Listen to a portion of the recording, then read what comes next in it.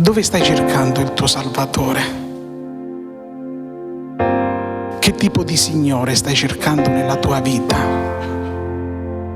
Quale Cristo vuoi amare, vuoi servire, vuoi onorare? Qual è il vero bisogno del tuo cuore? Gesù si è presentato come il Salvatore. Non ce n'è un altro. Su tutta la faccia della terra, nessuno ha l'autorità che ha Cristo Gesù per perdonare i nostri peccati e per salvarci eternamente dall'eterna perdizione. Gesù è venuto per salvarci, fratelli e sorelle.